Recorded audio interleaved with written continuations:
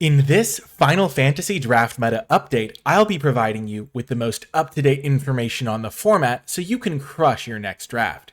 First up, the format news. And our first headline is, everything is viable. This format is incredibly balanced. And while there are still some decks that are better than others, every color pair is something you can draft and should draft if you want to have success in this format, because it is much more important to draft the deck that is open for your seat than try to force yourself into a color combination just because you like it. Now, blue-red, black-green, and blue-white are some of the top archetypes, and what you'll notice is every color is represented among these archetypes, which is absolutely fantastic for the format. It means you can really do anything and find success. So be flexible, find the open deck, and reap the rewards.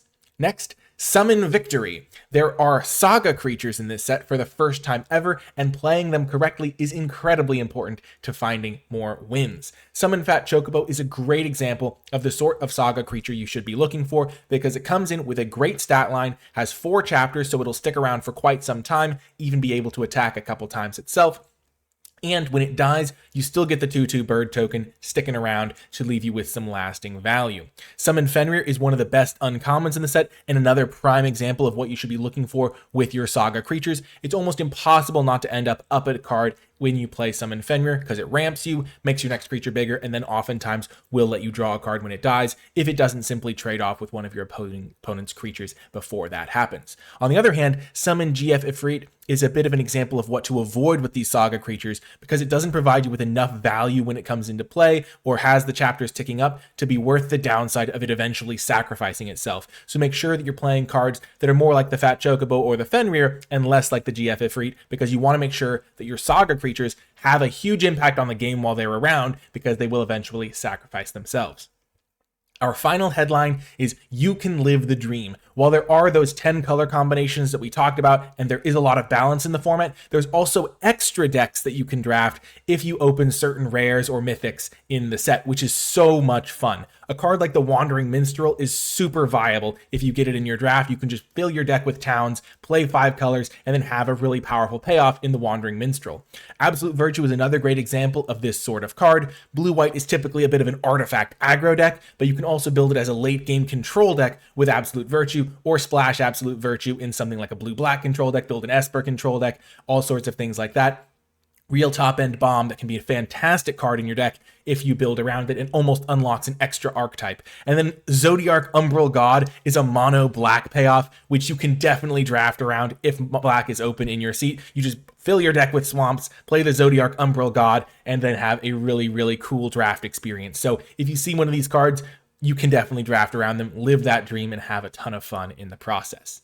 Next up is the meta market. So first is the archetype rankings. Coming in at number 1 is blue-red big spells. So this deck is about filling your deck with cards that are non-creature spells that cost 4 or more mana, and then cards that pay you off for that. There's a lot of powerful cards in blue and red that fit into this archetype and fuel your synergies, and then the blue-red signpost uncommons are both fantastic. So this is a really strong archetype.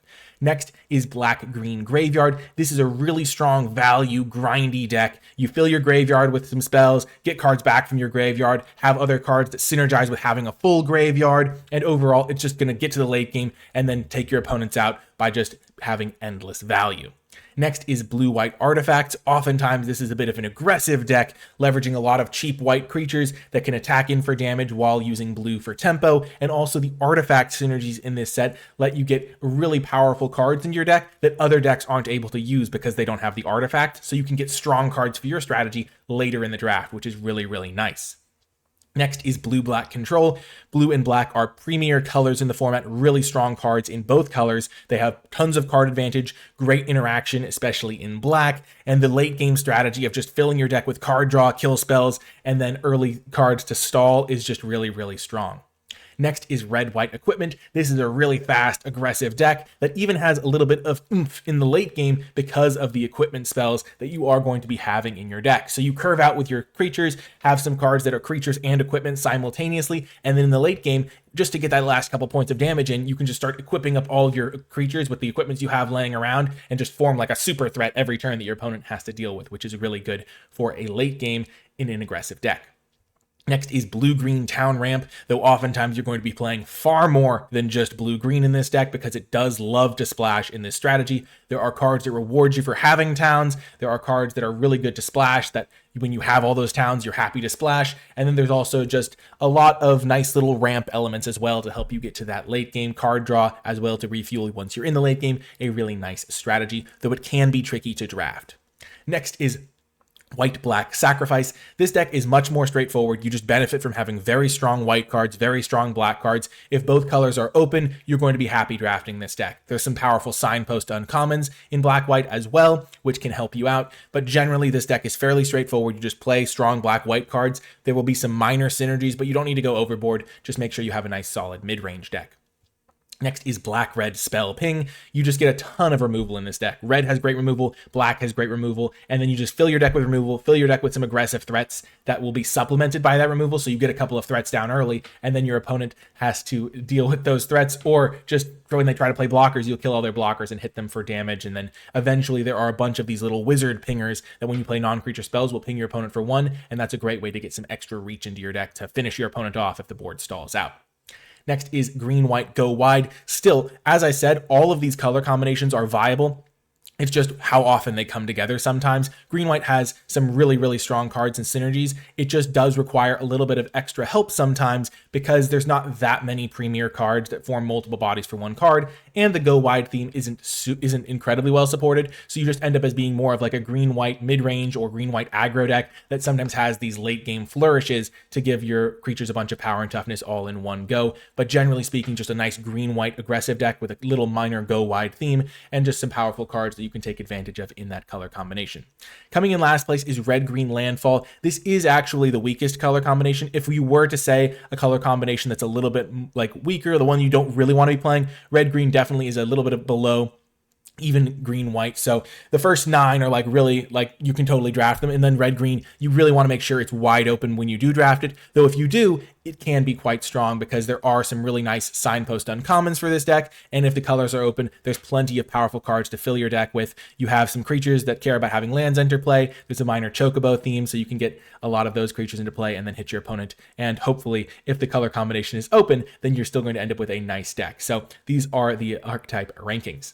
Next is the color rankings, so heavily influenced by which archetypes are good, of course. Number 1 is blue. It just has so many commons that are really, really strong, just all the way like down the chain. The blue cards are just really, really great. It fits also into really strong archetypes, as we saw the blue-red archetype, the blue-white archetype, the blue-black control archetype, even blue-green towns. Just every blue combination is good. Blue's a great color, and the cards really support the archetypes well.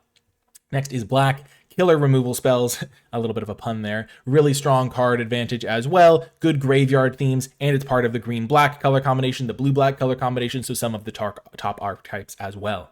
Next is white. Again, just really solid commons. This color is just, it doesn't have quite the same top end as blue. It doesn't fit into quite as many of the highest tier decks, but it just has such high card quality that it's still going to be able to get the job done. It does have some cards that are more narrow because it only has like the artifact deck to really maximize certain cards that it plays, but it does have really powerful removal, really powerful creatures, and is a nice little color coming right in number 3. Next is green. This one fits best into green-black. That is the best home for green. Most of the time you're playing green, it will be in a green-black home, though it does also form the foundation for the green-blue towns deck, especially when you are trying to splash, because the fixing in green is also good. It's just that green-white and green-red are a little bit weaker, which does move green a little down the rankings. And then coming in last is red. Red just doesn't have the same depth as some of the other colors. Its premier commons, like its removal spells, are really, really strong, but after that, it does kind of fall off a cliff a little bit in terms of the power level of its commons. So it's got like 3 or 4 commons you're happy to play, whereas blue and black, even white, have like 7 or 8 commons that you're happy to play. And so that's just why red comes in last, though it is a great support color in a lot of decks. Next is the format speed. Totally medium on this format. It's not too fast, not too slow. There are some crazy late game battles you can get into, but there's also some real tempo elements, some real aggression coming out of the blue-white deck in particular. The black-red deck can also be very fast, the red-white deck. So there are enough aggro decks in the format to balance out the more controlling elements. So you'll play games across the spectrum of speed, and you need to be prepared for both early game battles and late game battles, which is why a lot of cards that provide a little bit of something in the early game and a little bit of something late via flashback or something like that are really nice in this format.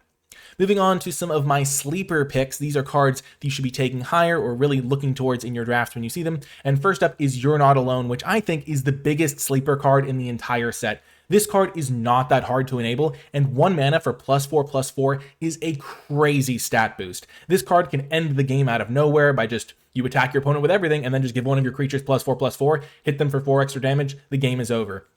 Any of your creatures becomes a monumental threat with +4/+4, and when you have this card, it doesn't even require that much extra work. What you basically do is just make sure you avoid trades a little bit, just form a little bit of a board state, and then you have your 3 creatures in play, or hopefully 4 creatures, so that if your opponent does kill one in response, you'll still have the 3 creatures you need, and then you just attack your opponent with everything. If you have a couple of You're Not Alones, you can sometimes use it as just a lava axe of sorts to just put 4 extra damage onto a creature and really burn your opponent out almost in that way. But really strong card. It synergizes great with keyword abilities, especially Double Strike. So Giot, King of the Dwarves, is a great synergy piece with You're Not Alone, because if you give him +4/+4, he's hitting your opponent for 10 by himself, which is just crazy. And then it also plays well with a card like Rinoa Heartily, which your opponent feels really obligated to block. So they really want to block the Rinoa, so giving it +4/+4 means that you can essentially use it as a kill spell, because your opponent's going to want to block your threat, and you're pretty sure they're going to want to block your threat, so you can play around it. Rinoa also great because it makes 2 bodies by itself, so getting you 2/3 of the way to You're Not Alone being online. This is a great card and definitely one to prioritize.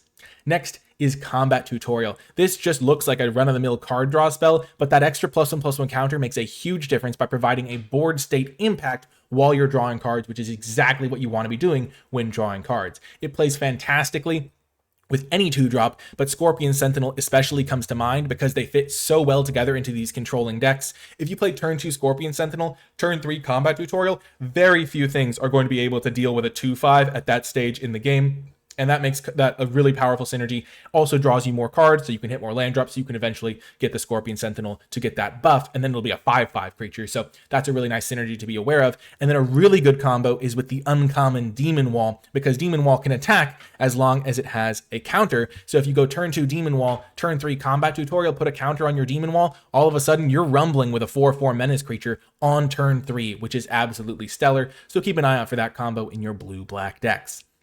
The final sleeper card is a really strong card, so you might already know this card is good, but it's probably even better than you think, and if you don't like this card right now, you will like this card after this little segment, because Town Greeter is absolutely fantastic. It's 2 mana for a 1/1. When it enters, you mill 4 cards, so it fills your graveyard perfectly for your green-black late-game decks, and then you can put a land card from among them into your hand. If you put a town into your hand this way, you gain 2 life. So it fits perfectly into the best green decks, the green-black deck and the green-blue deck. It's really nice for the towns synergy to help you find the lands you need. Doesn't give you mana fixing, but does dig you towards the lands you might need. And filling your graveyard has a lot of upside in this format. Town Greeter is great with the card Gaisaul Greens, which is just another green common that you can fit into your deck, because if you happen to mill over the Gaisaul Greens, that's just an extra resource that you got in addition to the ability to just trade off the Town Greeter and be up a card, because it did draw a land when it came into play. And then it's a great combo with a lot of black spells or green-black spells, but Fang is a really nice combo in particular, because when 1 or more cards leave your graveyard, you draw a card and lose 1 life. So if you have Fang in play and play a Town Greeter, you mill those 4 cards, bring a land back that will not only get you the land, but also trigger your Fang to draw an extra card. So that's really a nice synergy. Town Greeter is stellar and should be taken highly. Next is a bit of a summary sheet. The archetype ranks that we already discussed, shown here, very easy reference. Some top commons to refer to. You'll see Combat Tutorial on this list. You'll see the Town Greeter on this list. So definitely some top commons to keep in mind. The colors are ranked here as well. And so this is a nice little summary sheet so that you can refer back to this if you do need a bit of a refresher.